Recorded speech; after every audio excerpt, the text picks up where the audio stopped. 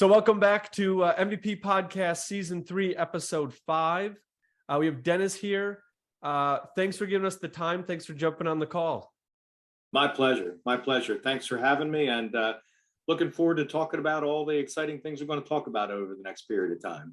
Yes, we'll get down some rabbit holes, so we'll try to cycle it in and get back on topic, but we don't know where the conversation goes. But we start the show the same way. So Dennis, can you give us a background of what took you and where your path took you to get to where you are right now in your career? Yeah, absolutely. So I'm Dennis Stinson, and I get to lead the sales team at Fujitsu General America, which means that I'm vice president of sales for North America. So we get to say grace over United States, Canada, and the Caribbean. So how I ended up here, I grew up outside of Philadelphia. I started as a manufacturer's representative. Go Birds, go Birds. We were going to get to that. Absolutely. So I grew up outside of Philadelphia, went to a school in Pennsylvania called Millersville University, met a pretty girl there, never left the area 30 some odd years later. Got into the manufacturer rep business, did that for about 30 some odd years and had an opportunity to join Fujitsu. Fujitsu was always one of those shining stars on the hill in terms of the products that they brought, the industry that they were in, and then also really just how the company was run. It's a good culture at Fujitsu. Being a Japanese company, there's a lot of good culture, not to be overstated on where it is. Had the opportunity to come in as a regional sales manager, did a couple of things right, ended up as director of national accounts, did a couple of things right. Now I get to sit as the vice president of sales. So it's a career that I'm not sure that when I was 21 years old, graduating high school, where I was going to go, but absolutely no regrets on the career and the path and the great individuals that I've met throughout my last 30 some odd years in this industry. Yeah, it sounds exciting. And so you worked your way up through that company, is what it sounds like, through the years? Yes. So this is my 8th year with Fujitsu. So a couple of years in each spot, and just great company in a very growing industry. And so this is one of those rabbit holes that we're going to start down. That when you take a look at the industry that I'm in HVAC, and you take a look at the space that I'm in, and that is heat pumps, you take pause and you see what's happening in the United States. And that is a tremendous investment in strategic electrification. So we're moving away from fossil fuels. And that's not a political thing. What that is 30 years of a national energy policy of not being dependent on foreign fuel sources. So that's moving us to more efficient cars, more efficient HVAC, building the electrical infrastructure. There's still much more to go, but nonetheless moving away from dependence on others for our very existence. And that's driving strategic electrification. And to take care of home comfort, that means moving more and more towards heat pumps. Heat pumps technology has come light years from where it was 30 years ago. So now you can do a whole home comfortably and affordably with the heat pump. So as working for a manufacturer, that's all we do is make heat pumps, and being on the front end of inverter technology and all the geeky stuff, a really good seat to sit in right now is to be talking about heat pumps and to be working for a manufacturer that makes heat pumps and selling them in the United States. It's a good place to be. Yeah. And obviously, like you said, not a political argument, just a renewable energy source is something that would be a healthy thing to talk about as we're talking about whatever side of the fence you are on global warming or fossil fuels. I've looked at solar power for my house. Because, why not? If I could power it with the sun even slightly, and there's so many programs now where it's free to install and it basically comes off of your bill. Like those type of things, those creative financing things, like why not look into it? I think it's a healthy thing to do. And when we look at home comfort system, it's really governed by a couple of things, right? Number one, is it comfortable? If you put something in your home or in your property that's not comfortable, you wasted your money. So number one, it's got to be comfort. It's got to do what you bought it to do. And that's to make people cool when it's hot and make people warm when it's cold. So the best HVAC system is the one you never notice. So the first thing it's got to do is make you comfortable. And there's a lot of really uncomfortable ones out there. And then the second is that comfort has got to be affordable. So can I afford what it's going to take to keep me comfortable in this house or this property or whatever it may be? Can I afford that to be able to do it? And if I can put a piece of equipment in that's even more efficient and keeps me comfortable, then I can save money by doing this. And then if there's a couple of bucks to incentivize me to go that way, it just really frankly, becomes a no-brainer at that point on why you wouldn't do it. Yeah.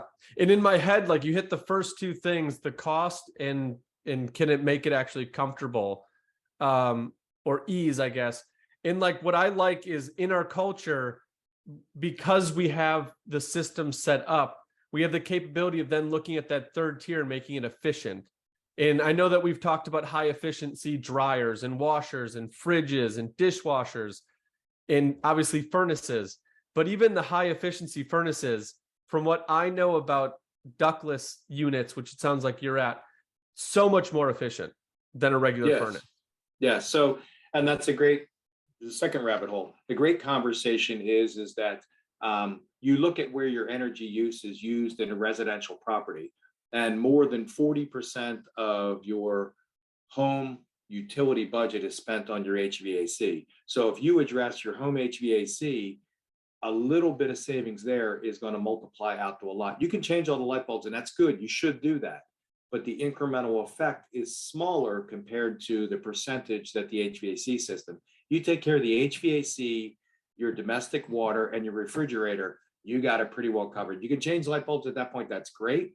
But if you do your HVAC, your domestic water production, and your refrigerator, you've made some significant impacts to your utility bill. Yeah. And I think, and you can correct me if I'm wrong, the biggest hurdle for the ductless system is getting it out there and getting it known, like the marketing of it. Because as a builder, when you go into building a new home, you talk to the contractor and they're like, okay, who are you going to use for your HVAC? And it goes to like the typical furnace unit.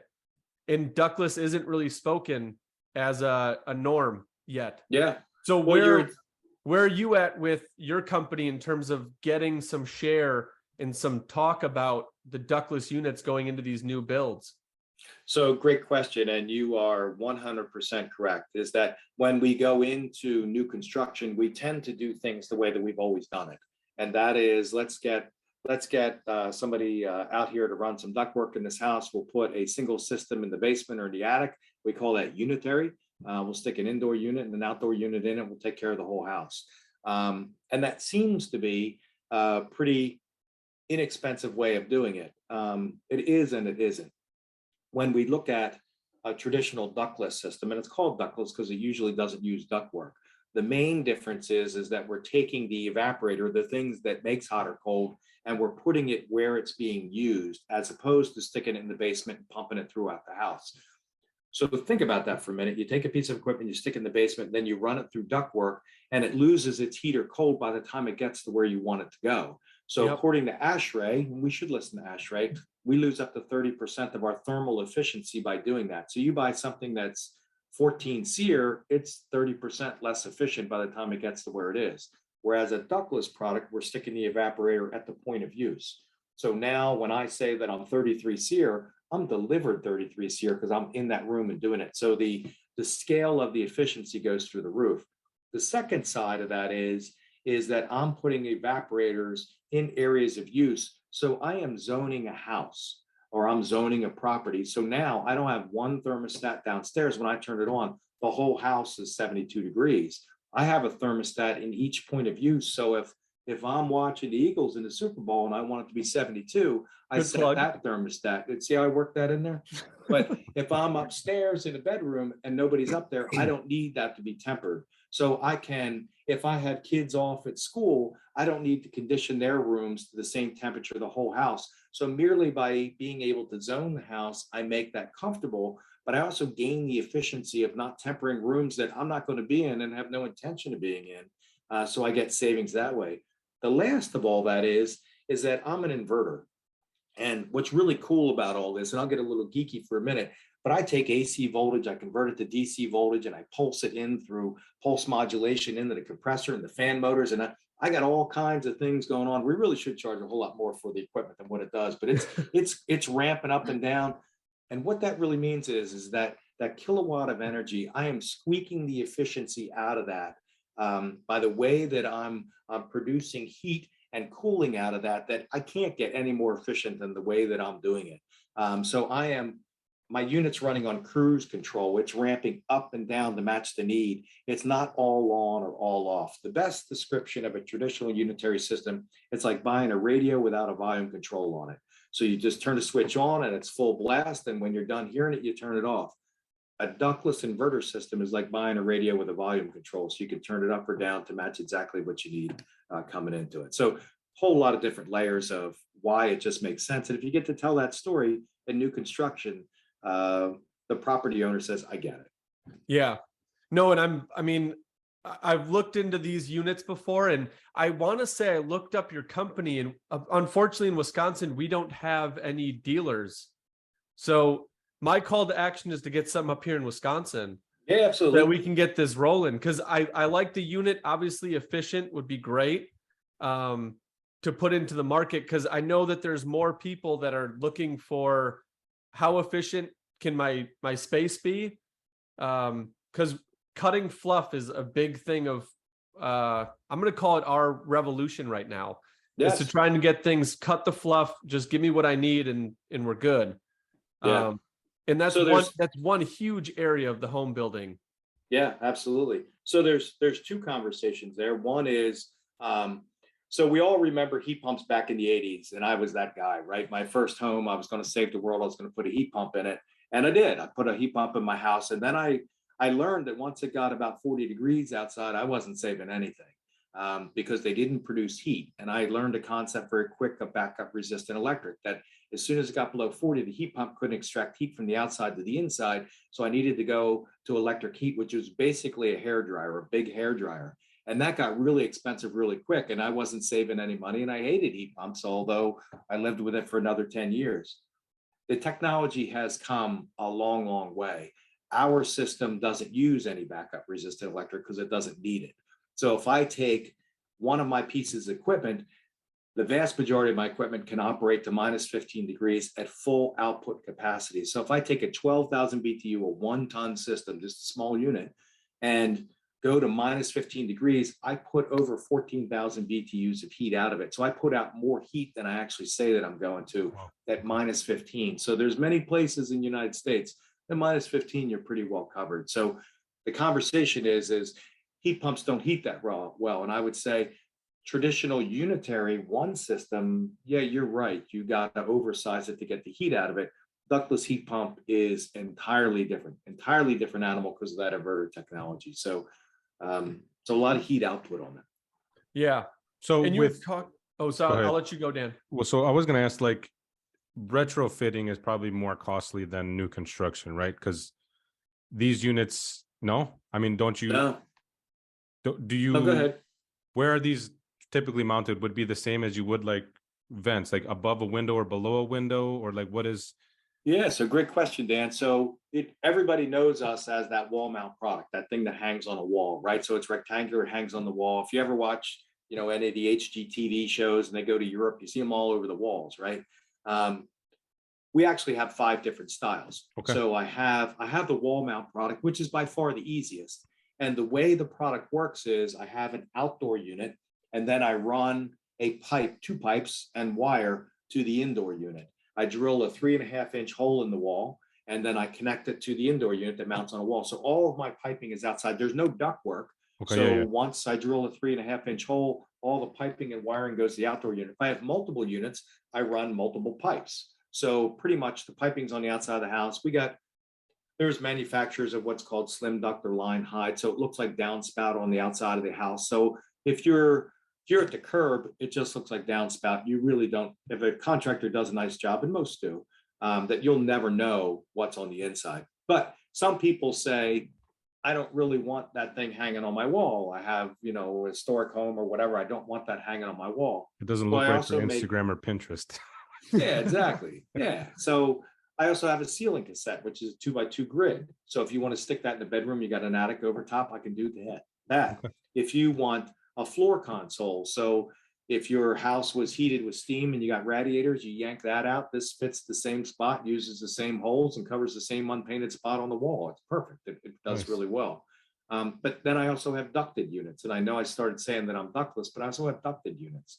So I've got medium static, mid static, and high static. But at the end of the day, if you say, I would really rather have my house be grills and registers than diffusers, I'd really rather it look very traditional, then there's no reason why you can do that. Your ductwork's only 2 feet long. I mean, bring it in and blow it out the top, and I stick it in the wall or closet in the ceiling. Or if you say, you know what, it's okay, I'm going to zone the upstairs. I'm going to do a ducted system. I'm going to do a unit in my master bedroom, and then I'm going to tie the kids' bedrooms and a hall bath together. Then I use a ducted unit to pick up those 3 rooms and do grills and registers and diffusers. So I don't want you and your listeners to think that it's only the wall mount product. It's by far the most popular, but there are a variety of different styles that you can make look very traditional and still get the benefits of efficiency, and still get the benefits of zoning, and still get the benefits of inverter technology. Yeah.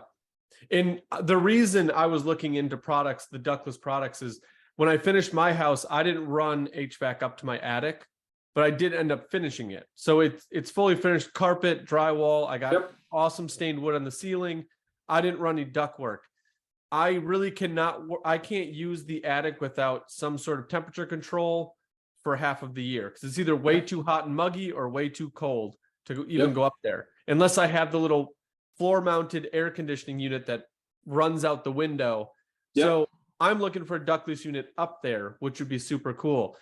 As you were talking, you said that there are ones that you can hook into, you have duct units.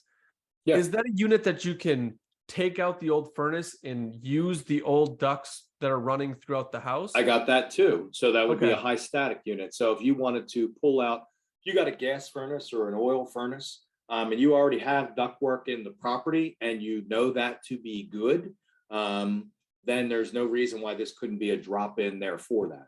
So you would have a horizontal draw through condenser. So a typical ductless condenser, which is going to be inverter and do all the great things that we want it to do, but then have an indoor unit that looks very traditional. It looks like a refrigerator box, right? Small refrigerator box, and would slide in right where the other one would go. The benefit of that is that you're going to a heat pump, you're going to high efficiency. And in most places in this country, you're probably going to get some type of incentive to do it because of its efficiency. So you can install really high efficiency equipment cheaper than you can install standard equipment. The incentives are that robust. And once the IRA Act kicks in, it's going to be even more so. And that's going to take a little while, and that's going to be different by state. It's complicated. There's a lot of layers to it. But at the end of the day, if you engage the right contractor, they'll know what's going on. We're coaching up our distributors, and they're coaching up their contractors. So a good contractor knows what equipment qualifies for what. Okay. Yeah. And I think that's where I ended up stopping, because I couldn't find a distributor in this area. And I thought like maybe I could pull one from Chicago, being a bigger market, but I just don't know how far they travel. That's a landscape I got to find out more on. So I would tell you, this is going to be a cheap sales pitch, but I'm not above that. I would tell you, to your listeners, to go to our website at fujitsugeneral.com, and on there is a contractor locator. So you can enter your zip code, or if you wait long enough, it'll determine where you are. It's a little creepy, but it does geolocate you. It'll tell you exactly where you are. And once it does that, it'll tell you the contractors that are nearest you.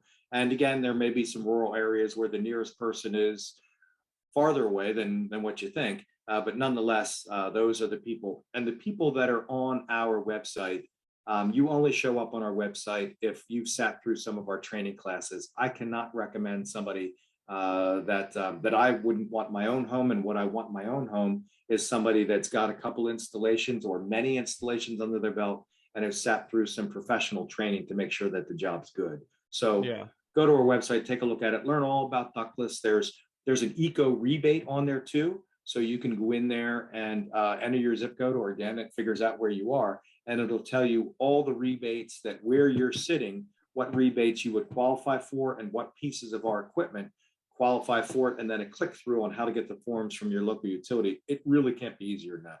Well, yeah, we're going to add that website onto the show notes as well. But one thing you said, if someone's creeped out about them knowing where you're located, all of those people that are creeped out, delete all your social media, because it's worse than what's going on your website. Yeah, don't worry about the balloons. It's your phone. Yes. Exactly. apparently there was something going on and I didn't read it, so like don't quote me on it, but apparently there was English writing all over the balloon. So Okay. apparently that balloon was manufactured at some parts, or something was manufactured in the US. I don't know. So there's something we manufacture in US that we ship to China. That's newsworthy in and of itself, isn't it? I know. I wonder how much that cost. So you said, you'd mentioned a minute ago about insulation possibly being cheaper than a typical HVAC unit. Did I hear that correctly? It can be. It depends on what you want to do. And again, Right. that's a broad statement, but Right. every installation is different. And really the best thing that anybody that's considering about doing some work on their property is know a good contractor. So have the contractor come out and say, what are my options? What makes sense here? You know, I hear this nice guy from Philly talking about this ductless stuff. Is that an option for this property that I'm looking to renovate? Does that make sense here? And I'd love to tell you that I'm the best solution for everything in the world. There's going to be times when I'm not. But partnering with a good contractor that doesn't have a vested interest in anything other than doing the job right is the best thing to do. Yeah. And they're more common than you'd think. Cause when I would go house hunting, you go into older homes that have that radiant heating.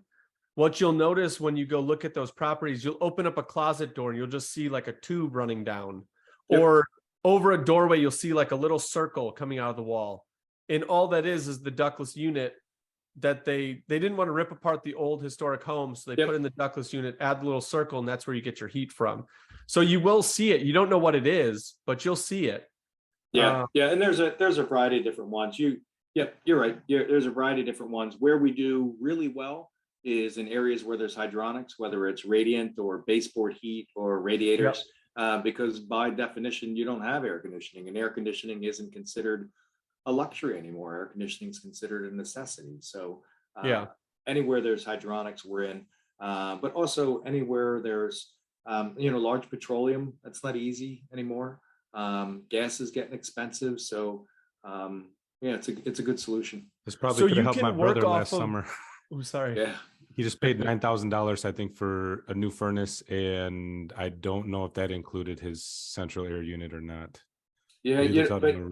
So what's happening in, so there's two ways to affect change, right? One is with a carrot and one's with a stick, right? And when we look at our industry, there's the incentives to drive people towards efficiency, but there's also tremendous new regulations that are coming out into the marketplace.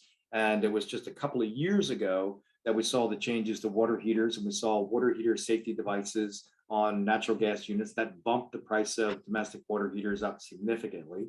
A couple of years ago, we saw fan efficiency rating, what we call the FER ratings on air conditioners. So that jumped traditional PSC motors into ECM motors. So our motor efficiency went jumped up. When you think about what runs on a furnace, the fan runs. So if you want to affect efficiency, you make sure that their fans are efficient. So that jumped everything up. Now we're changing the efficiency rating, our SEER ratings, on how we're testing those. So we're going from an M standard to an M1. And what that basically means is all of our equipment effective January, 40 days ago, that all that landscape changed. So now that equipment had to get more efficient. And when we get to 2025, we're changing the refrigerant. The reason I bother spending any time talking about that is because when we introduced the FER ratings, the equipment cost went up to comply with it. When we went to the M1 standards, the equipment cost went up to comply with it. Ductless product always met that. When they came out with fan efficiency rating, big deal. With everything we have meet that. Yeah. When they came out with the M1 standard, okay, big deal. You're looking for something to be 14.5 SEER. My minimum is 18 SEER. This is not a problem for me to do. Yeah. So when we talk about the difference in pricing, yes, our equipment at one time was more expensive to do, but the other stuff has caught up. For it to meet the minimum efficiency ratings, the cost difference between it is not much, if much at all now, if any at all, simply because the other stuff to meet the requirements, the overall cost has increased. Yeah, and that's a good place to sit when you're already miles ahead of where the regulatory standards are. Yeah. You guys can sit back and watch the other people panic to try and meet it. Yeah, I wish we were sitting back. We're not, but yes. You're still pushing. I know you are physically, but we are the fastest growing market of the HVAC. So when we look at the segment that we're in, we're still a small percentage of what the overall volume is. It's a $14 billion market. So we're still a smaller percentage of that. But at the end of the day, it is the fastest growing and has been the fastest growing for the last 15 years. Yeah. And I do see it continuing to grow, which is awesome. I had a question on, all right, so you covered the installation. Obviously, maintenance and repair is the other side of the coin of, okay, yes, maybe it's cheaper to put in, but Dennis, what about repairs? Like, I'm sure that's a pushback you get from clients. Well, we do and we don't. So what we really do, so a little bit of a rabbit hole. We know that in all product categories, you get three segments, right? You get a destination brand, you get a mid-tier brand, you get a value brand. We position ourselves as a destination brand. And what that means is that we've got the highest quality. That means that our dealer network or our contractor network are earned. So they invest in training, they invest in all the things needed to not just sales. Sales is a small part of it. It's really how do you put it in and keep it in is what we have them invest their time in. So when somebody installs our piece of equipment today, if it's one of our elite contractors, out of the box, our product carries a 7 and 5 warranty, 7-year compressor, 5-year parts. If you register in 60 days, it goes to 10 and 10. And if an elite contractor puts it in our best of our best, it goes to 12 and 12. So the warranty on the product is 12 years. So any parts are covered inside of that for 12 years. What we also do is coach up our contractors on how to maintain and how to coach them or how to repair them. So we have mobile apps for them to be able to get out there and read the troubleshooting codes. We have hands-on training classes for them to be able to do it. So I'm going to tell you, we have our count, our human count in the United States, half of it's in the technical service side as opposed to the sales side. So we dedicate considerable resources on the backside so that it goes in and stays in and it's reliable on to do it. But it really comes down to contractors investing in time and giving them the resources to be really, really good. Repair and service of products is a non-issue for us because we hit it up front. We require it to happen. Great investment in material, and it all starts with good quality stuff. I'm not the cheapest, but I am the best value. Yeah. And I'm assuming there's no like seasonable tune-ups. Like every year you have to have HVAC out to tune up your air conditioning. And then there is. I mean, anything mechanical requires maintenance to it, right? So it's not a set it and forget it piece of equipment. It's moving a lot of air. Air is dirty. So there's going to be things that you need to do. But again, I think that's that conversation where you find a contractor that you create a business relationship with, right? And then once a year they come out and they tune up your system. Remember that we're talking heat transfer here. So if you've got dirt, debris, and grime, and a lot of it is cleaning. If you got dirt and debris and grime encompassing your heat exchanger, you're not exchanging the heat the way you would want to. So you can affect comfort, but you're definitely going to affect efficiency. So I would argue for the $150 that you're going to spend for somebody to come out and clean it, if it's once a year, every other year, and if you get a good contractor, he'll tell you, you know what, let me come every other year because it's not worth it. But it may be you need to see me every year. But what you spend for them to do that, you're going to regain in the efficiency, and the comfort's going to be the icing on the cake. Yeah, take care of the equipment. And it's going to be the same thing if you get a typical furnace. You're going to have that twice a year. There is no HVAC system that there's no motor car you drive. There's no HVAC system that you never have to touch again in your life. So if you're thinking you're never going to spend a dime on maintenance, you're going to spend money on replacement then. Yeah. And you went through the whole breakdown of your warranty. One question that I always ask is transferable. Is that staying with the property or is that with owner? Or does it depend on the situation, I guess? Our warranty today is for the original owner. Okay. It is. We haven't gone down the avenue of transferability, and it really hasn't been that big of an issue for us. That being said, there are extended warranties out in the marketplace that can be purchased. We recently went down a new avenue. We're working with a company called Service First Financial, and it's actually a leasing of the equipment. So now as a property owner, you're leasing the equipment. It's a set monthly payment.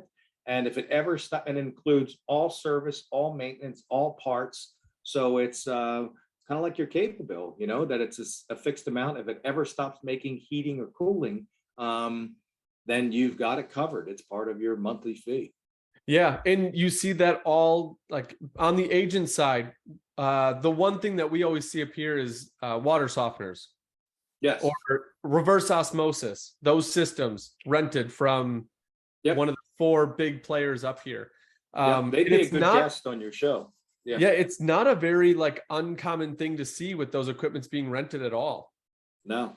So if you take a piece of equipment and you lease it for 12 years, 12 years from now, I guarantee you that although I think I'm cutting edge technology today, 12 years from now, I'm going to seem a little bit antiquated, and it's going to be the right time to change that over to the new thing. So the lease makes it really good. If you're buying it, then you're saying to yourself, well, I'm going to stretch it a couple of more years because I'm in the free zone right now. And that's when it starts nickel and diming death. It's like driving a car over 100,000 miles, right? You think you're winning, but you're really not. Yeah. Or like the iPhone cell phone trade-in, right, Marcus? When your camera stops working and it's time to get a new phone. That one hurt. Like that one hit home. Yeah. That one hurt. I was trying to scan documents yesterday and I couldn't get my camera to work. It found a railing in the floor a couple times. That was frustrating. Yes. Says the guy who's using an iPhone 8. Yes. I'm on like the iPhone 5. I'm very updated. I need to upgrade. Yeah, I hear you. I do. So you don't have to convince me. I like the product, but I'm trying to say devil's advocate. Your system sounds awesome. Is there anything that it doesn't do that a typical HVAC would do? Because you've got zoning down to the room, which is something a furnace. I mean, I guess it could do, but you'd be paying. It's an accessory to do it. Yeah, it's an accessory to get it zoned. It can be done. You have to have access to do it. It can be done. But it would cost a lot. It would be a lot of demo. If you're not doing it from the start, you'd have to rip through walls to get wires run. It would be chaotic. Yes. The efficiency's up there. The maintenance is like, so is there anything that your unit can't do that a typical conventional HVAC system would provide? So your differences are, so if you're doing how you're addressing air changes in your house are different. It doesn't mean that you can't do it. It just means that you're doing it differently. So we know that there's a lot of discussion about indoor air quality. And what do we do with that? Well, we know that our units got appropriate filters in it. We know that if you wanted to, you could put some UV lights in it. If you wanted to, you could buy awesome. A different option of where you're putting a point of use UV. So there's a company called Fuel Controls. They make a great product called a Duo, and they also make a Trio, and it's photocatalytic oxidation. Really, really good spot. There are options to be able to do it. If you're doing air changes in your house, you can build that into a traditional ducted system, or what's very, very common now is using the bath ventilation fans. Panasonic makes some great stuff to where they're using the exhaust fan in the bathrooms on timers to be able to get the appropriate air changes in a property. So some are used to building that into an HVAC system. Because I'm mounted on a wall and really don't have access to the outside, even though I run the pipes out there, I'm really not pulling in fresh air. Then you would look for some other way of doing it. Now, if you're using one of my ducted ones or my ceiling cassette, I do have a fresh air inlet built directly into those. So the air would come in from the outside, be treated, and then dispersed. But our most common product, a wall mount product, you would need to look at another form of fresh air. And fresh air is a good idea, but I would look at the bathroom ventilation fan to do that. It'll do the same thing, do it really well. And it's very common now. A couple of years ago, that would have been a challenge. Today, you're probably hard pressed not to find an IAQ bathroom ventilator. Yeah. And we've used the bath fans for circulation for HVAC when we're restoring a spot. It just depends on the electrician running it to the right switch that it turns on and it meets code and all that stuff. Yep. But I found inspectors they don't frown upon it, but they don't like it because it's different. It's different from what they're used to. Well, it's an education piece, right? So it's you're used to it pulling air out, not introducing air in. When you think of fresh air, you're thinking of air coming in, and if that's created negative, how can air come in? So it's an education piece. Yeah, and I leave that for the HVAC guys because that educational piece, I'm not I'm not licensed in, and I don't know numbers to run on doing Right. those calcs, but yeah, the circulation's a big one, but it sounds like you've got that system down. I would think a little bit better if you're introducing the UV light as a cleaner on top of the filter.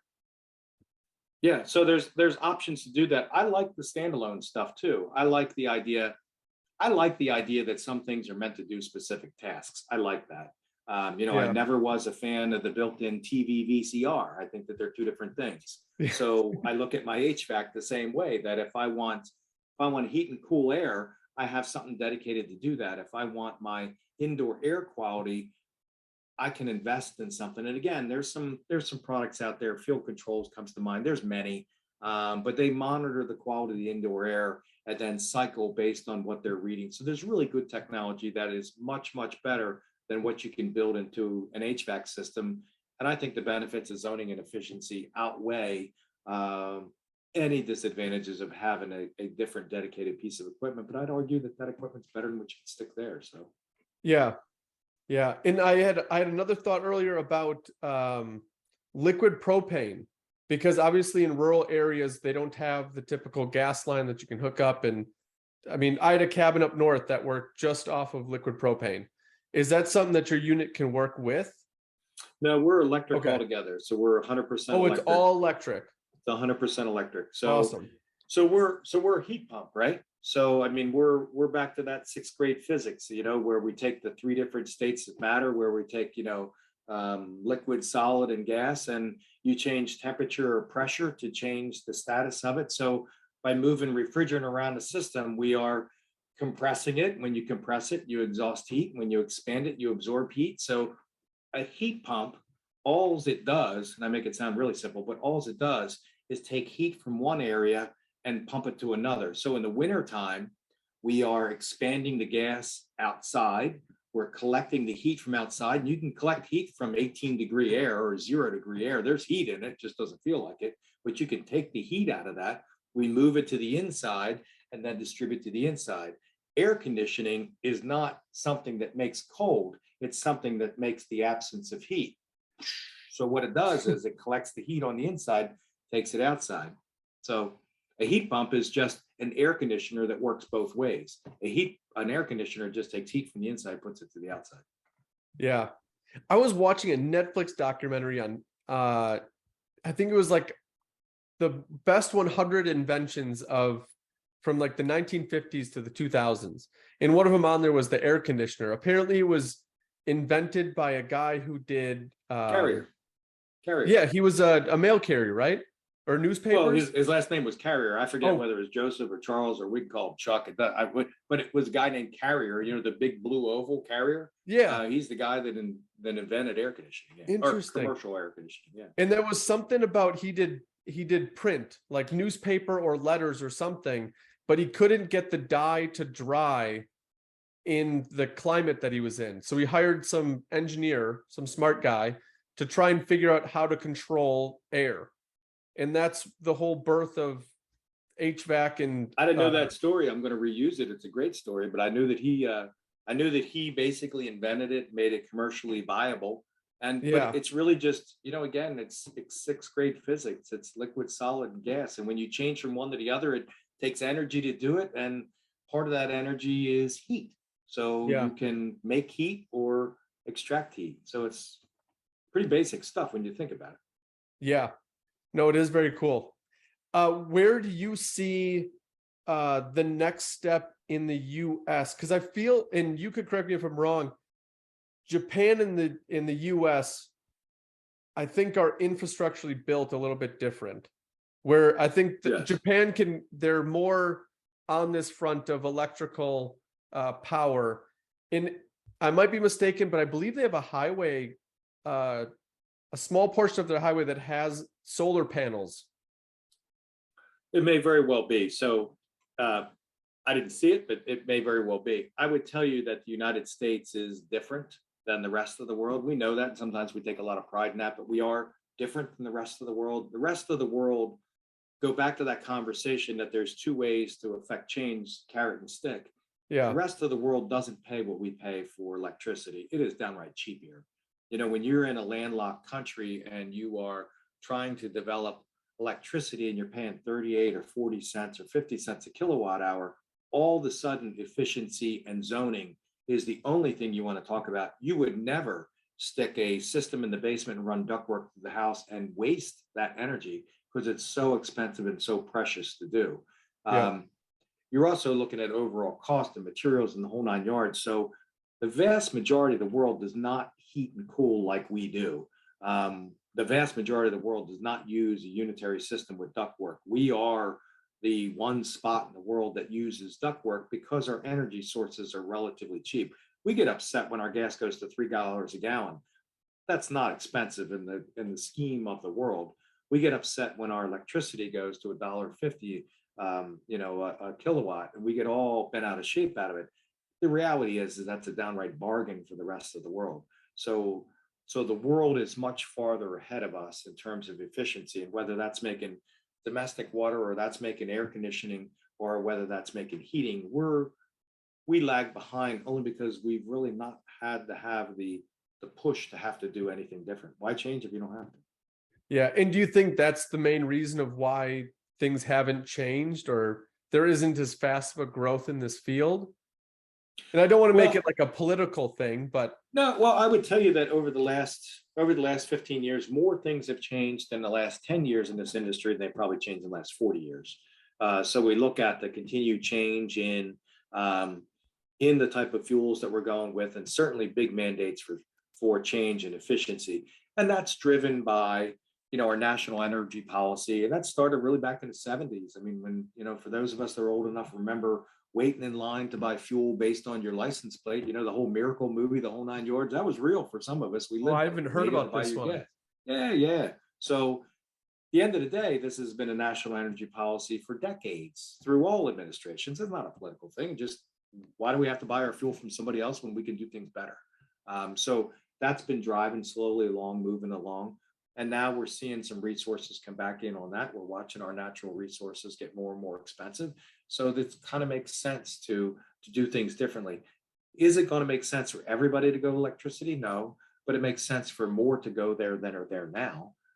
So we can be able to go down that avenue. Where I see things going and where the industry going is where we're now starting to combine our mechanicals. So you're going to see domestic water working in conjunction with the HVAC system. You'll see domestic water being heat pump water heaters, but heat pump water heaters maybe being tied to your HVAC system. So if I'm taking the heat out of the upstairs bedroom, instead of dumping it outside, why don't I stick it in the domestic water? So where we see heat recovery products now, we're going to see more and more of that become mainstream coming into it. So in the summertime, when I am heating my pool, why don't I take the cooling from somewhere and put it in my pool? And in the wintertime, why don't I, so at any one time between my domestic water, my house, my pool, some of my other things, something's hot that wants to be cold, something's cold that wants to be hot. So instead of making that, why don't I just move it around? Yeah, I like that. I mean, you already made the dinner. You might as well eat all the food rather than throw it in the garbage. You got it. I like that. Yep. I like that. And you mentioned it makes sense for some and not for other. Obviously, it's per case basis. But as a property owner who does rentals, I eliminate gas as much as I can, because gas means boom, and I don't want my tenants to deal with it. So I do electric stoves. I would probably prefer to eat off of a gas, but in a rental, electric makes more sense. Are these units something that would be easy enough for the normal renter who doesn't want anything different? They're obviously renting because they don't want to own a home. So they want a plug and play unit, something easy enough for them to get in, hit the thermostat, understand how it works, and just roll with it. Yeah. So today the equipment is set up. So in terms of a renter liking it, I don't have to tell you, but the overall cost, the monthly cost, is how you value it. So if you have an antiquated HVAC system in there and it's costing them $400 to heat or cool, then you can't charge as much per month. I mean, it's that property's only worth so much in totality per month. So isn't it better that the vast majority of it goes to those who's owning the note on the property instead of those that are running the gas or electric into it? So the better the efficient piece of equipment, the better return you can get on your monthly charge for them to live there. Yeah. So when we take a look at the property, that standpoint, that makes a lot of sense. The equipment in and of itself can be controlled in a lot of different ways. It'll ship with a wall mount thermostat. It's either wired or wireless. But if you want to dial it into an app so you can change the temperature in your property anywhere in the world, as long as there's Wi-Fi at the property, you can do that. We can tie into Google and Alexa, and you can yell at your equipment and it'll turn up and down. So we even tie into an app called IFT, which is if this then that, which is really cool. So if it gets a certain temperature outside, it'll change the temperature, and your Sonos will play White Christmas and your garage door will open and it'll tell you need milk and all that kind of fun stuff. So there's a lot of really great technology, but at the end of the day, if you want to turn it on and off and go up and down, we got that. If you want to control it from anywhere in the world and do all the gee whiz stuff, we plug right into that. That's fine too. Yeah. And that I could see for those out of state investors who aren't on their properties. We just had somebody on that has an Airbnb, and I'm thinking if I own an Airbnb 10 states away and it's vacant, like it'd be nice to go on my phone and be like, hey, make sure that this is not going below 50 degrees. Absolutely. So my pipes burst. Or that, I've got, I'm a VRBO or whatever. I'm on a short-term rental and I'm changing over. What's to say the person that walked out the door didn't crank it up to 85 and I'm now, Yep. So where I am, I can adjust it. I can set schedules. I can do what I want to do. I can also verify that the heating is actually on. I probably have a camera on the outside, so I know when they leave. So I can also see what's going on the inside. I would tell you that we've introduced some cloud-based technology. We have our own cloud.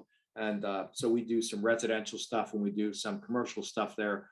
When you look at commercial properties, there's just some great dashboards that you can look at multiple properties at the same time on there. So that's going right down the avenue of what your listeners are doing. Yeah. And I could see it being useful in apartment complexes and all that. You can zone it per unit and know what's going on.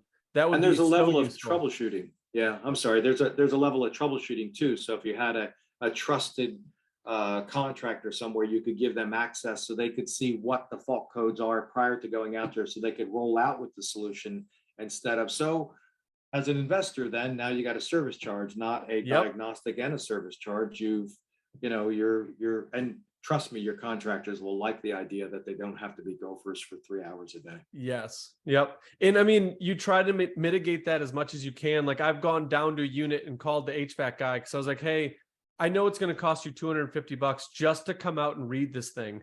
So can I do it for you? And I'll tell you what code pops up so that you only have to do one trip. But I mean, I have to pay myself to do that. Like it would be nice to go on the phone and just have that all done. Yep, so that is a major cost savings.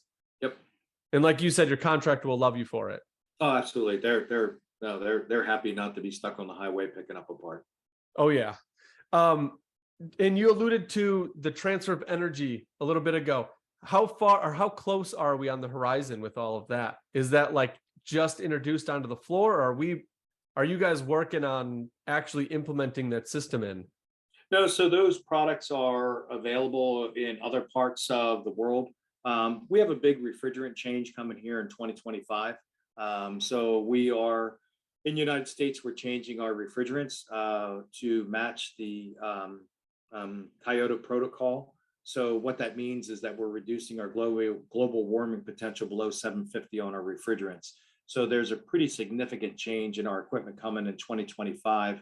And to be able to meet that demand, we're doing that now, and you'll see the equipment start rolling in next year. You'll see some new equipment, some new innovative things coming into the market. And I just came back from Atlanta, which our big HVAC show was there. And we saw some of that equipment there. You'll see more of that once the refrigerant change comes in, because anything you do now, you got to completely change 18 months from now. And nobody's got that kind of engineering time, to be perfectly honest with you. After just changing efficiency, now changing refrigerant, you introduce what we have to introduce. But if you don't meet regulations, you can't sell. So you got to make sure you meet the rules first. Yeah, and there's been subtle changes that have been felt already. I know that some units, the Freon that it uses isn't allowed anymore. So correct, and that's the refrigerant changes, Yeah, and I was going to ask, is that what's changing with the fridges now? So those are all going to be up to the next standard, where the Freon used now is no longer going to be even needed? I don't know. Yeah, so I mean, we saw some time ago where we went from Freon R22 to R410A at a smaller global warming potential. And then the next step is in 2025 when we drop below 750. And that's going to take us into R32 or 454B. The industry's kind of splitting on which way they're going. And there's reasons for that, really well beyond what we need to talk about. But there's reasons why some are going one way and some are going on another. But nonetheless, it's a change and it reacts differently. So that means that the equipment, the compressors are different, the tube diameter is different, heat exchangers are different. So the equipment is fundamentally different. It's not just getting a new can and sticking this new stuff in there. It's the equipment is entirely different. Yeah. And you were talking about, was it an R rating? A SEER rating? A SEER rating? Okay. I wasn't sure. You'd mentioned something and I didn't know the numbers. So SEER is seasonal energy efficiency rating, and that rates residential air conditioning. Okay. So today, the requirement is air conditioning sold in the South, considered the Mason-Dixon line to be the delineation, and it basically is. Everything below that, it's got to be 14 or better. Everything above that's got to be 13 or better. The South has a higher dependency and more year-round on air conditioning, so you would want the higher standard there. We passed into M1, which came effect in January.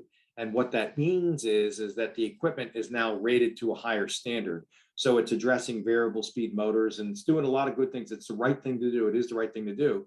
But now there's the SEER 2 rating. So basically everything that was 14 SEER, if it were on the same scale, would have to be about 14 and a half SEER. So the equipment fundamentally is changing. So either you take higher efficiency equipment and retest it and re-rate it, that's the term that we're using, or you redesigned it. Some redesigned, some re-rated, but nonetheless, the piece of equipment you had yesterday is not the equipment you can use today. To make it even more complicated, and why wouldn't we, in the South, everything was by an install date. So what you could sell and install on December 31st is not the same equipment you can sell and install on January 1st.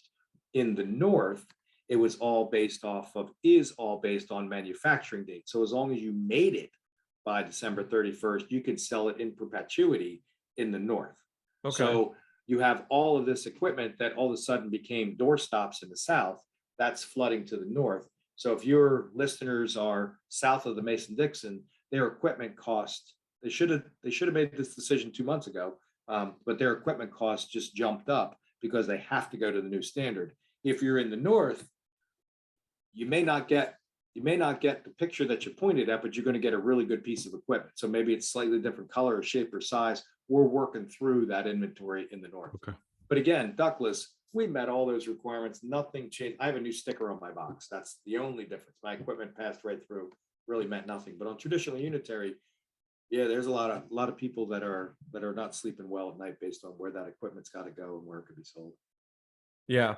No, and I'm excited to see the changes, and I hopefully I can introduce that into some of these rentals that I have coming up, because I mean, everything about it screams like it's a good idea, and that's where we're headed anyway. So I might as well jump on the boat. Yeah, absolutely. Reach out. We'll find the right way to do it, and then you can do a good test job and a testimonial on, I did this on this side of the street and that on that side of the street, and these are the results I have.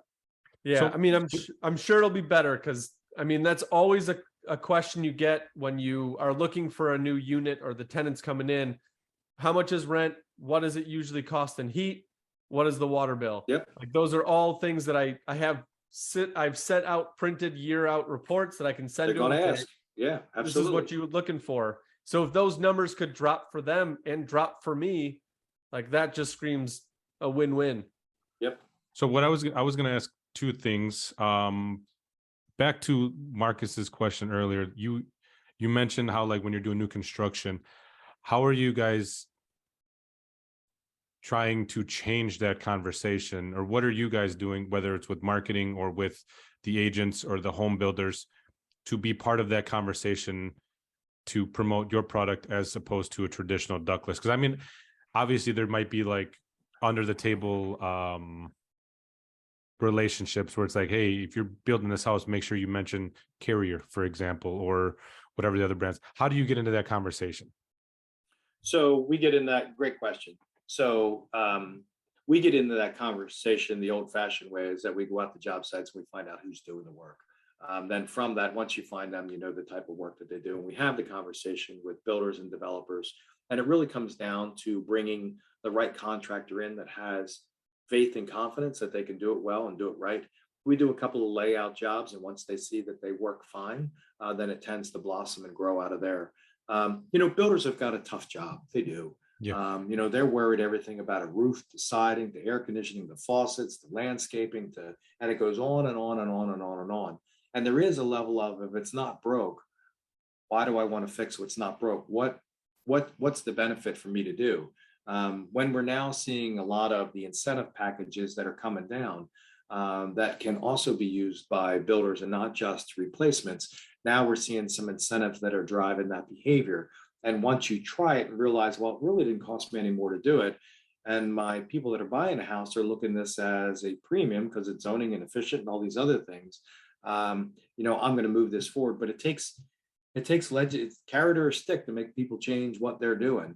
And so we got a couple of those things, but it is really word of mouth. We advertise like crazy. But at the end of the day, when was the last time you saw an ad for HVAC? You probably see one every day, but unless you're looking for it, you don't think about it. So we're going out there in the grassroots and having those conversations. Yeah. Yeah. And I feel like that would be, sorry, go Dan. You go ahead.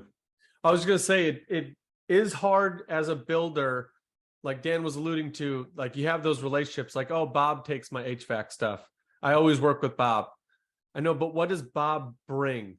And sometimes the general contractors or the subs that are going to bring them in kind of get offended when you push back on it. But I mean, there's a question there and everything is negotiable. So I have to ask the question. And if you get upset that I'm asking the question, I don't think we're going to have a very good relationship anyways. But it takes that either the homeowner to ask the question or the contractor to bring up, hey, there is another option. And do you want to learn about that? Like education, that's the first thing I see is education. Yes. Yeah. And that's, so somebody's got to be able to try it and get the comfort level with it. That's really what it's all about, is getting the comfort level. As a contractor, and I understand that business very well, as a contractor, if you're proposing to do something different than what they've already done, then you own that at that point. But if I'm putting in what you asked for, well, if it's not hot or cold, I gave you what you asked for. So there's a little bit of that going on there too. But at the end of the day, we are making significant strides down that avenue. Part of that was when we introduced the high static product. So part of that is do heat pumps really work? There really is this whole big thing in the United States. The heat pumps really work. And the answer is the good ones do. It's getting the confidence of the builder that I can heat and cool this property entirely with the heat pump. And now, okay, well, if that makes sense, then why don't I start looking at zoning? So you have some of the very forward-thinking builders that are saying, I understand heat pumps. Yep, the good ones work. And I do understand zoning. There's a great value in that. And that's something that I can sell. I can monetize that.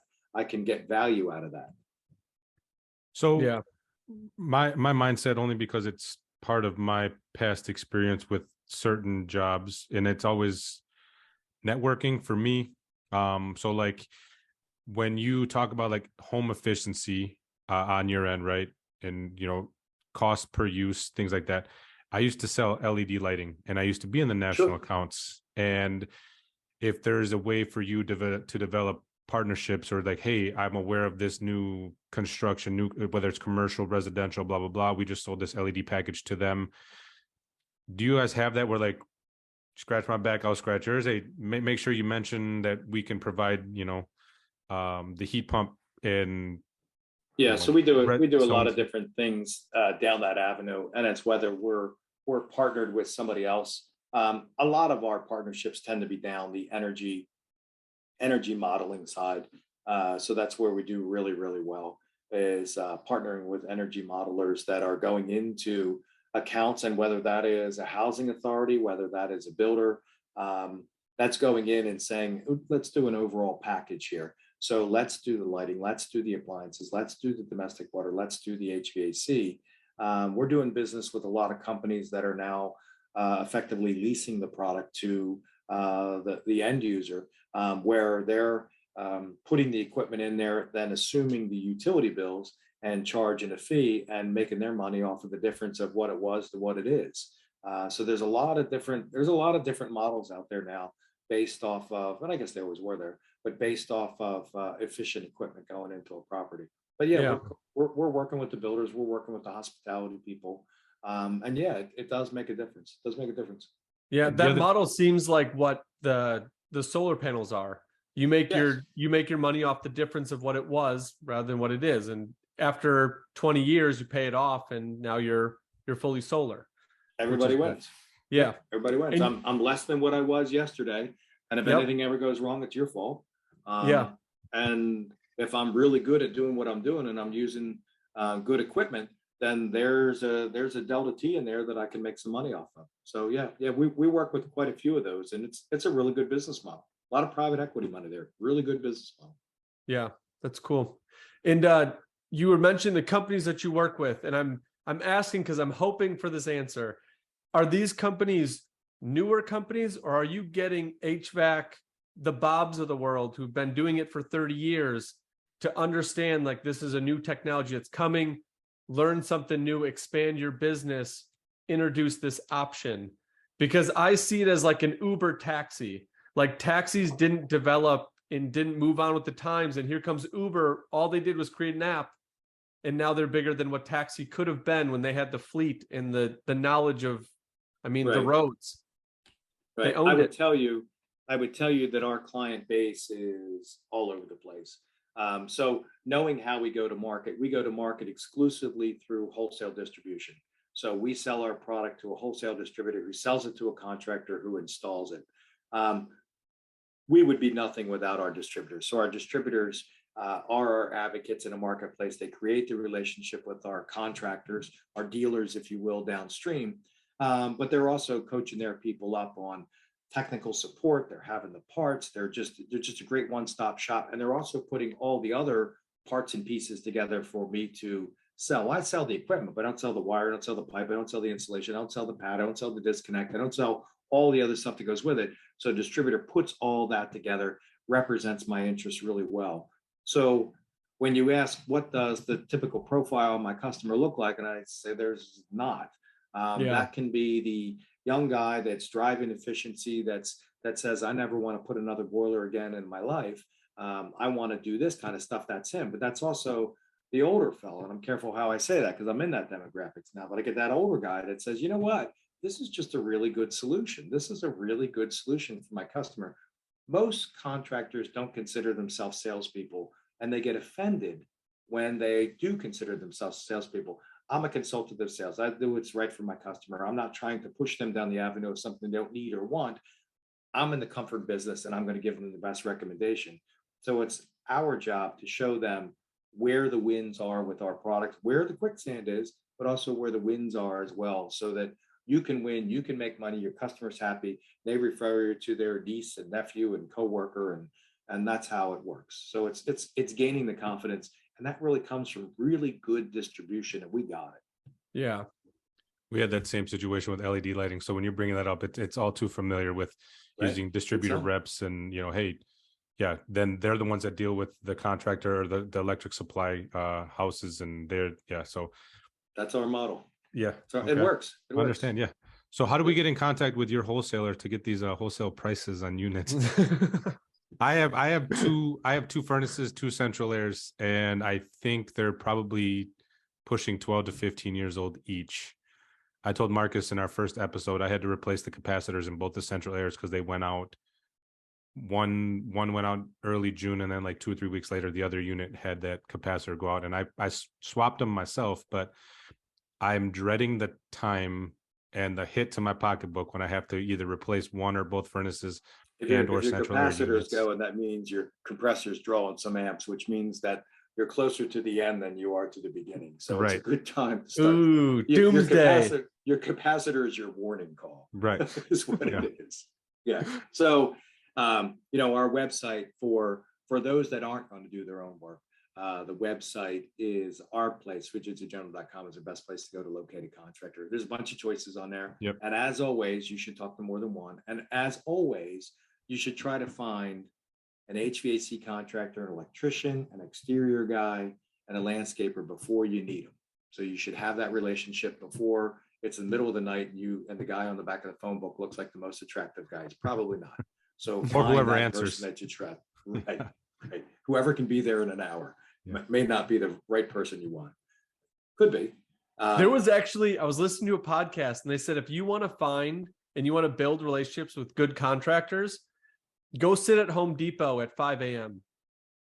And anybody that walks in the door, ask them what they do, and you'll find a contractor who's on the ball. Because if your contractor is going in and starting his day at 5, they probably have their ducks in order. Yeah, which I might say go sit outside of an electrical supplier, sit outside of a plumbing supplier, whatever. But well, you're for sit out the source of material. Yes. Right. Yes, for individual areas, go to different areas. They were talking on the building side, like if you want a new kitchen.